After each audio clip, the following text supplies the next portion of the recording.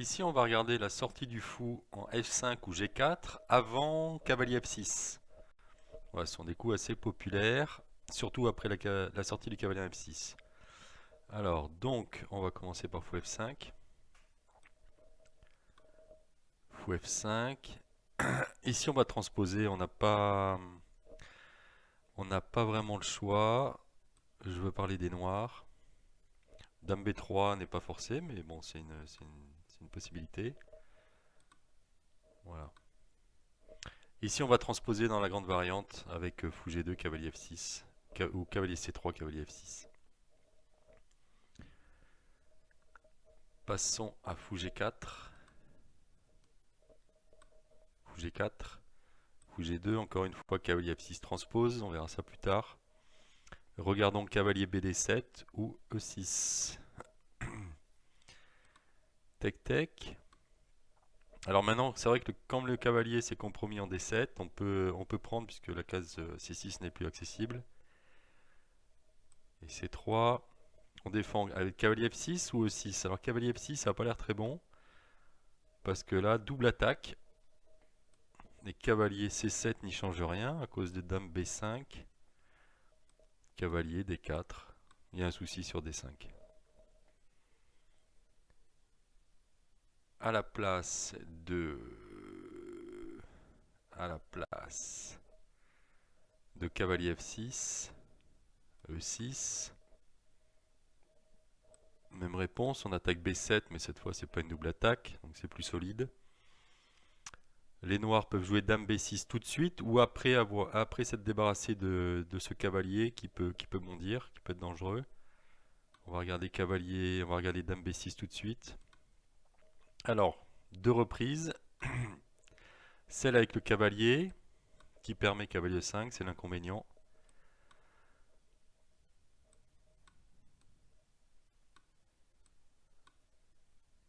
Voilà, avec une petite initiative pour les blancs. Les noirs peuvent reprendre du pion. Le cavalier continue de bouger, mais cette fois sur l'autre case. Cavalier. Tac. Tour C8. Et là encore, une petite initiative pour les blancs.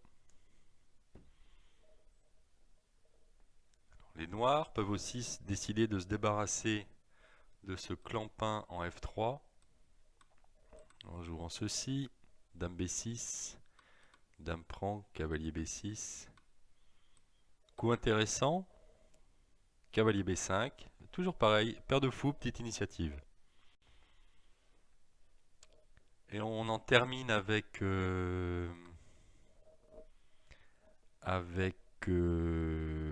E6, évidemment. Ça va pas être compliqué de se souvenir des variantes puisque tout commence par dame B3. Surtout qu'ici, non, justement. Ici, on va pas prendre puisque les noirs ont la possibilité de faire E prend D5 le moment venu, donc en gardant une structure compacte, impeccable.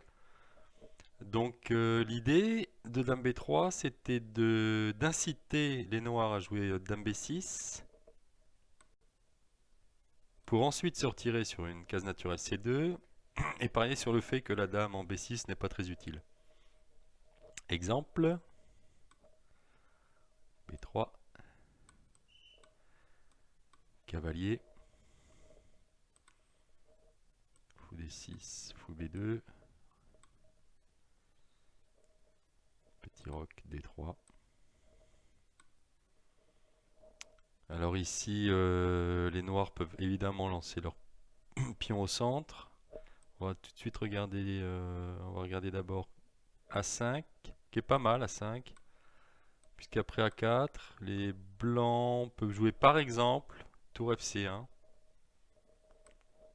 une position à peu près équilibrée, ouais, c'est à peu près équilibré. L'idée c'est qu'on va essayer de gratter la paire de fous avec H3, cavalier H4, etc. C'est une partie assez lente, partie de manœuvre. Enfin, les noirs s'en sortent pas trop mal. À la place de A5, E5, E3, bon coup. Hein, on contrôle les cases. Tour F8. Pourquoi pas, case C3. Les noirs se mettent en face de la dame blanche. Et là, idem. On va sûrement ramasser la paire de fous à terme. On continue par tour AE1, dame D2, tour AE1 et dame D2. On va essayer de balancer les pions à l'aile dame. Voilà. Là encore, c'est à peu près équilibré, à mon avis. Voilà, ça c'était pour la sortie du fou. La sortie du fou de case blanche en F5 ou G4 sans le cavalier F6.